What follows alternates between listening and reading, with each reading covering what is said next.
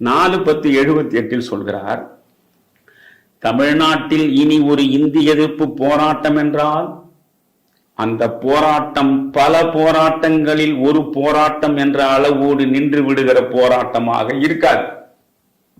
இது உண்மை. நான் உங்களுக்கு 25/6/78 முரசொலியில அவர் சொன்னதை நான் சொன்னேன். அவர் என்ன சொல்லியிருக்கார்? தாழ்த்தப்பட்ட மக்களுக்கு ஒரு போராட்டம், டிவி வானொலி இதற்கெல்லாம் எதிராக ஒரு போராட்டம், அர்ச்சகர் சட்டத்துக்கு ஒரு போராட்டம், இந்திய எதிர்ப்பு போராட்டம், எல்லா போராட்டங்களோட இந்திய எதிர்ப்பு போராட்டத்தையும் சேர்த்து சொல்லிட்டார். பிறகு நீங்க யோசிக்கிறார், இந்தி தானே மிக முக்கியமாக ஒழிக்கப்பட வேண்டியது. அதனால உடனே அடுத்து 4/10/78 முரசொலி உள்ளது சொல்றேன்.